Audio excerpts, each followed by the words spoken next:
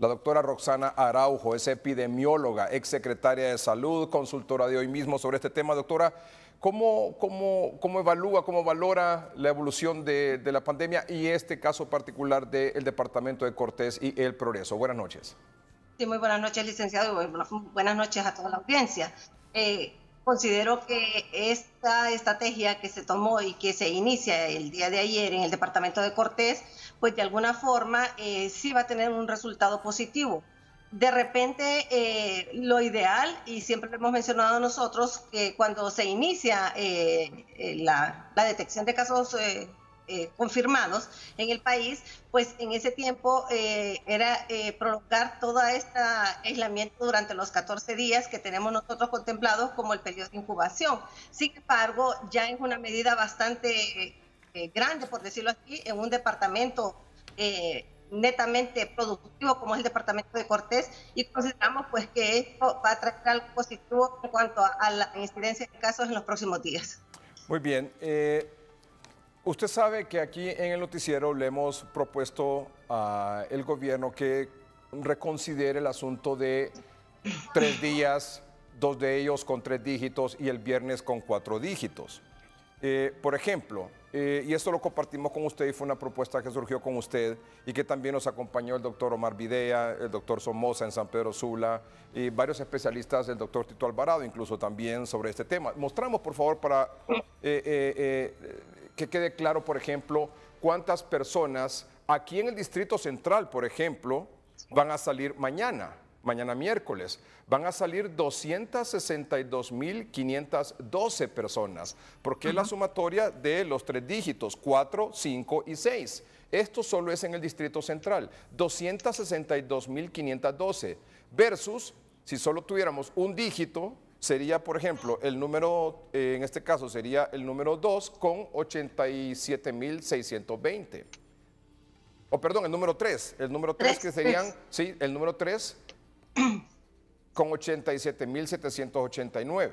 Entonces, si usted se fija, doctora, más o menos entre el 0 y el 9 están entre 87.000 y 86.000. Son muy parecidos la terminación, la cantidad de personas con la terminación de esos dígitos, de 0 a 9. Muy bien. Sin embargo, el lunes salieron 263.187 aquí en el Distrito Central. Mañana salen 262.512 y el viernes, atención, 347.739 porque son 4 dígitos. ¿Esto se mantiene así, doctora? Sí, se mantiene así y lamentablemente es una concentración poblacional bastante alta aún. Nosotros habíamos mencionado, bueno, la propuesta de hoy mismo ya se había enmarcado y se había puesto en las pantallas para ver una solución donde había una disminución significativa entre cada día. Sí, tomábamos 7 días, de lunes a domingo. Sin embargo, también está la propuesta de los 10 días, que reduce aún más todavía la cantidad de casos, porque tendríamos un promedio de 80.000 personas diarias haciendo estas actividades que comúnmente las realizamos. Esto lo que hace es que nos extiende el periodo de exposición de las personas ante la enfermedad. No, de repente no es que estamos disminuyendo, sino que nos extiende el periodo y que no colapse ya más el sistema de salud cuando lleguemos a esa etapa 5, etapa 6, donde la cantidad de casos es desbordante. Doctora Roxana Araujo, vamos a apretar un poco el acelerador en este asunto. Bueno, 7 casos más, la mayoría en Atlántida, en La Ceiba, también incluye el Progreso y el Distrito Central. ¿Algún comentario? Sí, son 312 con esos 7 casos más, pero haciendo un análisis y revisando la tabla de los casos, hay 3 repetidos en Santa Bárbara, en el departamento de Santa Bárbara, que tendrán que volver a ver esa tabla la gente de la Secretaría de Salud para depurar esos casos repetidos de Santa Bárbara, porque a ellos les aparecen 6 casos y solo son 3 porque están repetidos. Entonces quedaríamos con 309 casos que si hacemos el análisis de las 22 defunciones, mantenemos un porcentaje de más o menos un 7% de la mortalidad, siempre un alto porcentaje de mortalidad. Sí. Bueno, nos preocupa siempre y compartimos con la doctora esa cantidad de personas que van a salir mañana a nivel nacional. Tenemos ese dato a nivel nacional para compartirlo también con la doctora y nuestros amables televidentes. ¿Cuántas personas van a salir por ejemplo, no sé si tenemos a nivel nacional, si mañana miércoles o el viernes. ¿Lo tenemos? Pongamos el del viernes, pongamos porque es el de 4 dígitos. El del viernes, doctora, ya lo verá usted y nuestros amables televidentes. El viernes van a salir con terminación 7, 8, 9 y 0, 1.956.519 personas a nivel nacional. Esto es sin Cortés y sin el municipio del Progreso en Yoro. Si le agregáramos Cortés y el Progreso son 2.4 millones. Pero como le quitamos los 12 municipios de Cortés y el municipio del Progreso en Yoro, entonces la cantidad de personas que van a salir con 4 dígitos este viernes es de 1.9 millones de hondureños. Bueno, sí, es un análisis bastante importante el que se debe hacer porque estamos prácticamente desde el punto de vista epidemiológico en la fase 4, es decir, la dispersión de los casos sospechosos ya no hay un trazo específico para realizarlo. ¿Y qué significa esto? Que como estamos en esta fase y hemos dicho que el uso de la mascarilla es de carácter obligatorio y el problema es que la población no encuentra dónde comprar la mascarilla. Es decir, ¿cómo le estamos asegurando a ese 0.9 millones de habitantes el uso de la mascarilla si no se encuentra en el mercado? Es decir, nosotros podemos decir una mascarilla con tela común y corriente, pero desde el punto de vista epidemiológico tampoco es aceptable porque hay algunas telas que el poro es muy grande y las partículas de los virus y de algunos otros organismos son micropartículas, es decir, muy pequeñas que pueden pasar esos poros de esas telas. Entonces, esa es la gran pregunta, porque nos están diciendo debemos usar mascarilla todos, sobre todo en los lugares públicos. Es casi como una obligación. Usted nos lo reitera también del punto de vista científico, porque en su opinión estamos en la fase 4, porque en la fase 4 cualquiera es sospechoso. El gobierno ya debería declarar esta fase 4 como ya una cuestión certificada. Bueno, claro, desde el punto de vista epidemiológico, así está catalogado en la fase de las epidemias y de las pandemias, cuando ya uno no sabe la cantidad de contactos que han tenido los casos confirmados o si tenemos casos asintomáticos, ya hemos visto que de los casos confirmados hay un 13% que han sido asintomáticos, es decir, personas que no presentan sintomatología, pero que eran casos confirmados por COVID-19. Y esto es lo que nos preocupa, porque desde el punto de vista científico podríamos decirle las mascarillas convencionales, es decir, las que estamos acostumbrados a ver, que son las N95 y tienen una mayor protección, no así las de fabricación casera de tela por los poros, porque pueden ser poros grandes que dejan pasar partículas, sobre todo de estos virus. Sí. Doctora, quiero decirle también a nuestros amables televidentes que se está considerando dentro de las medidas del gobierno que la próxima semana no sea de un dígito, como lo hemos sugerido aquí, porque esto sabe que esto termina el domingo 12, sino que lo están considerando 2 dígitos por día. Es decir, 0,1 el lunes, 2,3 el martes y así sucesivamente para dividir los 10 números de 0 a 9 en 5 días, de lunes a viernes y luego todo cerrado sábado y domingo. Si esto es así, por ejemplo, en el Distrito Central vamos a ver cuántas personas saldrían. Por ejemplo, lunes y martes saldrían en el Distrito Central, si fuera así, perdón, con 0,1, el lunes de la próxima semana, lunes 13, saldrían 174,000 personas. El martes saldrían 175,000. El miércoles otras 174,000, el jueves otras 174,000, el viernes unas 173,000 personas. Es una medida en discusión en este momento. Pasar de 3 días a 5 días. Y cada día 2 dígitos. Eso lo está considerando ahora mismo las autoridades. Eso es en el Distrito Central, que concentra la mayor cantidad de población. Vamos, por ejemplo, a San Pedro Sula. En el caso de San Pedro Sula, si se aplicara esta medida, saldrían 105,911 personas el lunes, 106,000 y pico el martes, 106,000 y pico el miércoles, 105,000 y pico el jueves y el viernes 105,000. ¿No le parece, doctora, que todavía esta medida debería ser reconsiderada en función de que son muchas personas todavía en la calle y son evidentemente 105,000, 106,000 personas, etcétera? Por ejemplo, en San Pedro Sula, que evidentemente no todas van a tener la mascarilla o la mascarilla correcta, como usted lo plantea. Sí, definitivamente sigue siendo una concentración muy alta de la población. Lo que mencionaba la doctora Delia Tercero, que también es epidemióloga con mucha experiencia en el país y que radica en la ciudad de San Pedro Sula, es la complejidad de todo ese sector. Recordemos el porcentaje de la población que está en pobreza, extrema pobreza, ¿verdad? Que tenemos que asegurarles a ellos también parte de la subsistencia cuando hacemos esta reducción de la población a la salida. Pero en el caso de la concentración que se está proponiendo, sigue siendo alta. Es decir, quisiéramos entender realmente la parte epidemiológica que se trata de alcanzar haciendo esta medición de la población, esta salida de la población a hacer actividades cotidianas, y hay una alta concentración poblacional. Sabemos que el Distrito Central de alguna forma ha tenido un impacto porque dentro del 100% de los casos, pues es el que reporta, no la gran cantidad como el departamento de Cortés, pero aún Cortés con esa semana se va a quedar corta si miramos que nosotros hemos adoptado 14 días como un periodo de incubación. Sin embargo, hay otros países donde ya se ha visto que este periodo de incubación puede tener hasta 21 y hasta 25 días. O sea, que nosotros tenemos un promedio de 14, pero hay otros países que ya se ha confirmado que este periodo de incubación puede llegar hasta los 20 días. Sí, doctora, ¿usted cree que en el caso de Cortés y el Progreso, bueno, Cortés sigue teniendo la mayor cantidad de casos confirmados y también de fallecidos? ¿Usted cree que se debe mantener este toque de queda absoluto la próxima semana o se debería de ser más flexible saliendo en todo caso un dígito por día?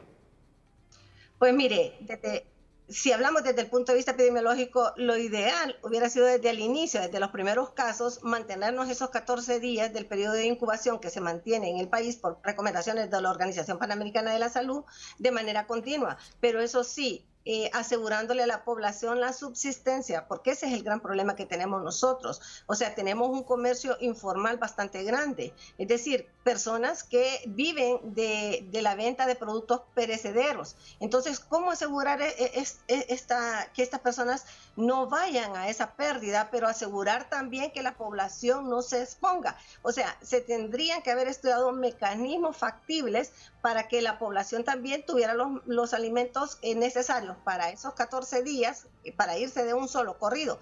Creo que no va a ser posible hacer eso en San Pedro Sula. Una es San Pedro Sula, y todo el resto de los municipios de Cortés es el polo industrial del país. Escuchando declaraciones en la tarde del ministro del Trabajo, el susto que tiene el empleado de las maquilas, por ejemplo, es poder perder su trabajo, o sea, no tener seguro que pueda continuar trabajo si esto se extendiera. Entonces, hay temas que hay que sopesar entre la economía y la salud del pueblo y la subsistencia de aquella población en pobreza y en extrema pobreza. Bueno, teniendo en cuenta eso, por supuesto, porque al momento de hacer el análisis no se tiene que hacer el análisis solo los burócratas o los tecnócratas, sino que tiene que hacer análisis los que saben, los que están ahí en los hospitales y los que están también allá que conocen cómo vive y de qué vive la mayoría de la población en Honduras y para cuánto tiempo tiene dinero, si en este caso se trata de proveerse. No creo que la mayoría de la población tenga para una semana, para 14 días. Es decir, es muy fácil decir en las redes sociales, sí, cierren todo, que eso es lo mejor. Claro, teóricamente eso sería lo mejor para combatir la pandemia, el nuevo coronavirus. Pero en Honduras, como en muchos países del tercer mundo, como en muchos países pobres, hay muchas personas, miles, millones, que viven de lo que pueden agenciarse ese día para comer ese día o para el día siguiente, por mucho. Doctora, los casos confirmados, la mayoría están en Cortés con un 25.9% y en San Pedro Sula también, usted lo sabe, sí, el 37.7%.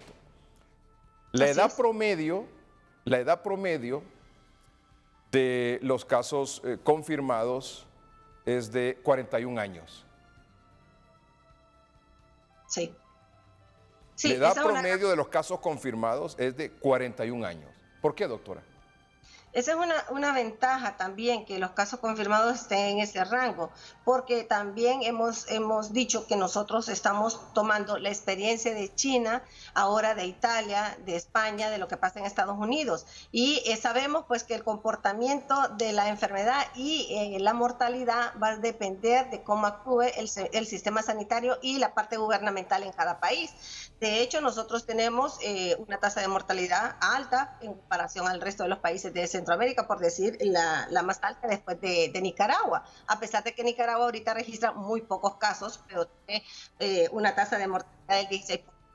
Y esta no es una simple regla de tres, porque estos datos nosotros los obtenemos de la información oficial internacional que proporciona la Universidad de Johns Hopkins. O sea, alguien nos decía, ¿por qué no aplican tablas científicas? No, nosotros nos vamos a los datos estadísticos oficiales que se mantienen y que mantienen al mundo informado. Entonces, sí nos preocupa realmente que este comportamiento vaya a cambiar en los próximos días y que ya no sea la población joven la que vaya a ser afectada, sino que la población adulta mayor, es decir, los de 60 y más, porque esta es la población que corre el riesgo de ir a una unidad de cuidados intensivos y necesitar un aparato de respirador artificial. Sí, y la edad promedio de los casos confirmados es 41 y la edad promedio de los que fallecen por este nuevo coronavirus es de 57 años, es decir, Sí, 70 ¿Perdón? Sí, es baja en comparación a los otros países, porque nosotros pues anda en los adultos mayores la mayoría de los casos fallecidos. Sin embargo, en nosotros baja a 50 y más años de edad. 57 las defunciones y 41 los casos confirmados. Así es. O sea, no salimos del rango de lo establecido en el resto de los países hasta este momento en cuanto a la casuística de los fallecidos, porque ya no estamos hablando de adultos mayores con complicaciones de enfermedades crónicas, sino que estamos hablando en personas de una edad más joven y de repente sin complicaciones de enfermedades crónicas. ¿Qué explicación tiene para eso? Bueno, yo le decía anteriormente que todos creo que hemos tenido participación de la estigmatización de la enfermedad, es decir, las personas se sienten estigmatizadas solo al sentir que tienen un resfriado común. ¿Por qué? Porque con lo que se ha visto en los casos iniciales, que llegaba el equipo con el equipo de protección y que aparentemente al llegar a ese equipo es como que llegaba más bien la funeraria a traerlo a uno. No es que hemos sobrepasado la atención en las emergencias o en la de cuidados intensivos. Todavía no hemos llegado a esa etapa, todavía tenemos esa etapa de contención. Sí considero que estas personas han llegado en una etapa tarde de la enfermedad. Y quiere saber, o sea, y quiero compartir también, usted lo sabe, los síntomas más comunes confirmados hasta hoy de las personas que tienen este nuevo coronavirus, que padecen de este nuevo coronavirus. Véale usted el cuadro de los síntomas de los confirmados. Síntomas de los confirmados o factores de riesgo de los casos confirmados por COVID. La mayoría de tos, luego fiebre, dificultad respiratoria en tercer lugar y dolor de garganta en cuarto lugar. Es decir, un poco más del 80% tos, Exacto. el 80% fiebre, un 50% dificultad respiratoria y un 40% dolor de garganta. Entre los casos confirmados, entre los más de 300 que teníamos hasta el momento. Sí. Y esos son los casos, esa es la sintomatología muy característica del COVID-19. La tos, sobre todo una tos seca, que se diferencia al resfriado común o a la tos provocada de repente por H1N1. Esa es una de las características principales. Cuando ya hay un problema de dificultad respiratoria, significa que esa persona ha avanzado a un estado clínico moderado de la enfermedad y que probablemente puede estarse complicando con un proceso de neumonía, que es el estado grave que la persona puede desarrollar de esta nueva enfermedad por el COVID-19. Lo que estamos haciendo con la doctora Roxana Araujo esta noche es un repaso de lo que está pasando en el país y los datos son sumamente interesantes y tremendamente actualizados y oficiales. Atención. Vea usted las enfermedades, las comorbilidades de las personas que han fallecido. La mayoría poquito más del 35%, de la mayor parte de los 30, sí, número de casos 35, un poco más de eso en porcentaje diríamos, es hipertensión arterial. La enfermedad preexistente, hipertensión arterial, la diabetes. Hasta hace poco diabetes estaba en primer lugar, ahora es la hipertensión arterial, luego algún tipo de cardiopatía, obesidad, alcoholismo, asma, embarazo, problemas de pulmones, cáncer y otros. Pero la hipertensión arterial, atención, es importante esto para todos los hipertensos, los diabéticos y con cierta cardiopatía, y la obesidad también, el alcoholismo. Llama la atención estos datos, no sé si a usted le llama la atención o ya usted conocía de estos antecedentes que pueden favorecer y desencadenar una muerte más rápido de lo que se puede esperar con una persona con coronavirus, con este nuevo coronavirus. Sí, definitivamente. Ya hay un cuadro preliminar también basado en las estadísticas de China, donde por el rango de edad había un porcentaje de mortalidad. Y ahí es donde nosotros observamos que de 60 y más años el porcentaje de la mortalidad aumentaba a 14%. Sin embargo, si se tiene una enfermedad adicional, por ejemplo, como la hipertensión, aumentaba, la diabetes mellitus aumentaba un 10 más, es decir, 14%. Sí. Si es 60 años y más, pero si es además diabético le aumentaba un 10%, es decir, 24% de probabilidad de fallecimiento. Y por las enfermedades hipertensas aumentaba también a un porcentaje más alto, es decir, se le agrega lo que tiene ya como un rango de edad más el porcentaje de una probable mortalidad por una enfermedad crónica. Es decir, cada una de estas enfermedades crónicas tiene un porcentaje también de mortalidad que se agrega ya al que ya tiene COVID-19. Muy bien, le voy a informar cuántas pruebas se han hecho hasta el momento, o test. Se han hecho 1.636. Más las 65 de hoy, 1.701 en total, 1.701, 1.331, más serían las 7 de hoy, que han salido, perdón, las positivas han salido 305, más las 7 de hoy son 312 muestras que han salido positivas y 1.331 negativas. Pero 1.637 de febrero al 6 de abril, ¿qué le dice a usted eso? Son muy pocas realmente las pruebas que se han ido realizando. Al inicio yo les mencionaba, cuando el caso cero, que estábamos hablando de una colonia con 240 viviendas y más o menos unos 1.200 habitantes, ahí es cuando se hace la búsqueda activa en la población. Es decir, recordemos que el caso cero tuvo un contacto con muchas personas y que de este caso se desprendieron varios confirmados posteriormente. Sin embargo, la búsqueda activa no se realizó de forma inmediata porque la Organización Panamericana de la Salud, que es la que ha estado dando las muestras, quien las dona es el CDC de Atlántida a través de la Organización Panamericana de la Salud, pero en ese tiempo estaban escasas en todos los países y me imagino que por eso no se pudo hacer ese muestreo como se debió hacer. Ahora tendríamos que tener muchas pruebas, aparte de las que ya fueron donadas, que creo que son como 21.000, para poder hacer esa búsqueda activa, sobre todo en el departamento de Cortés, donde la incidencia es mucho más alta que en otros departamentos. Y una información también adicional para compartir con nuestros amables televidentes. ¿Sabe, doctora, cuántos casos sospechosos hay en la actualidad? No, por eso yo le digo que... No, yo le voy a decir cuántos hay. Hay 3.025. Probablemente, con un dato estadístico o con los contactos que sean de estas personas que se han confirmado, probablemente, pero no podríamos decir con un número exacto desde el punto de vista epidemiológico que esos podrían ser los casos sospechosos. De repente esos son los que han entrado, los que han venido de... Claro, es lo que han entrado a las distintas regiones sanitarias.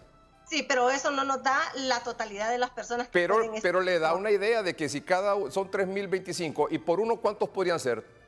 Bueno, andan un promedio de 8 a 10 contactos. ¿Estaríamos hablando de 30.000? Más o menos, ese es el número que se mantiene de promedio cuando una persona tiene un contacto en este tipo de enfermedades que son respiratorias y que son fácilmente de transmitir. Hay una gráfica también que está siendo considerada una predicción que está siendo considerada por las autoridades, incluso por muchos médicos expertos en este asunto. Yo quiero escuchar su opinión sobre ese particular.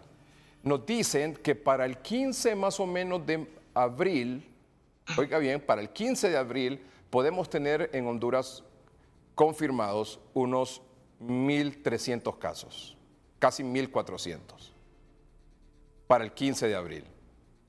Uh-huh. ¿Le suena a usted ese número? ¿Se le suena ese número? Porque he escuchado mucho decir, bueno, la parte del pico más alto lo vamos a tener a mediados de abril. Ayer decía también otro doctor, puede ser que sea a principios de mayo. Hoy la OPS decía, en América Latina van a tener la explosión de casos a principios de mayo. Y este dato nos está diciendo que la predicción puede ser de 1.300 casos para el 15 de abril. Hoy es 7, es decir, una semana. Con fechas exactas, yo sería muy irresponsable de poderle decir cuándo va a ser el pico más alto, porque es una enfermedad nueva, no tenemos antecedentes de una proyección real. Cualquier proyección que se haga va a ser en datos de otros países. En este momento el referente es China y probablemente podría ser Estados Unidos, que es otro de los que ocupa uno de los primeros lugares con la alta incidencia de casos. Pero como experiencia nueva de esta enfermedad, desde mi punto de vista y de mi persona, sería muy irresponsable poderle decir cuándo vamos a alcanzar el pico más alto. No es como en dengue, que tenemos datos estadísticos de los 80, que nosotros podemos hacer proyecciones reales en base a datos del país. Probablemente puedan tener razón estos científicos, porque sí, probablemente puedan tener razón, pero a mí se me hace muy difícil dar una proyección en base a datos del país. En segundo lugar, de más de 1.600 pruebas que se han realizado, solo digamos que 1.331 han salido negativas. Esto significa que nosotros tenemos un porcentaje muy bajo de positividad, que anda alrededor del 20 al 25%. Significa que todavía no estamos haciendo la captación adecuada o que la estamos haciendo de manera temprana en el tiempo que se debe de hacer, que es después del tercer día que la persona tiene contacto con una persona confirmada o sospechosa. Doctora, mucho se ha dicho también, hay mucha verdad, hay muchos mitos, mucha falsedad alrededor de lo que está pasando, y como usted bien dice, un virus nuevo y toda esta cuestión es de diciembre para acá que se está, en base a la experiencia que han vivido otros países, sacando algunas conclusiones. El frío, el calor, la temperatura, ¿tiene algo que ver con el virus para favorecer, para no, en el caso de este COVID-19? Bueno, eso se mencionaba casi, podríamos decir que al principio de marzo, cuando se miraba que había avanzado solo en aquellos países de clima templado, frío, por decirlo así. Sin embargo, a los países tropicales no. Pero ya en este momento, cuando son 183 países, o posiblemente hoy aumentó uno más o dos, y que miramos que ya no hace ninguna diferencia, porque si no miremos lo que ocurre en la costa norte, específicamente el epicentro de nuestra pandemia está siendo en el departamento de Cortés. Entonces, hacia eso, yo creo que en este momento no podríamos decir nada, absolutamente nada que sea científico. ¿Qué cuidado cree usted que se debe o recomendaría usted tener para todas las amas de casa, bueno, para todos en general, quienes van a los supermercados o los mercados con los productos que se compran ahí, y sobre todo con las bolsas, y no sé si también algo particular con todos estos productos que están como congelados en estas como bandejas que se venden? ¿Qué tipo de precauciones recomendaría usted que se deben de tener? Sí, mire, eso es sumamente importante. ¿Por qué? Porque todos estos productos son tocados por varias personas. Nadie le asegura a usted que la totalidad de estas personas tuvo una higiene adecuada antes de llegar a tocar ese producto. Entonces, todavía la prevención para el hogar es mucho más alta que solo ponerse la mascarilla y los anteojos de protección. Cuando usted llega a su casa, y sobre todo si tiene personas adultas mayores, el cuidado es mucho más alto. Es decir, desde que usted llega a la puerta de su casa, usted tiene que tener un frasco para poder rociar la plantilla de los zapatos con una solución de cloro y agua, o bandeja donde usted pueda poner de los zapatos y poder hacer esa desinfección. Esos zapatos no pueden estar de la vivienda en ese momento, o pueden quedar en el área de porche o en la parte en la trasera de la casa.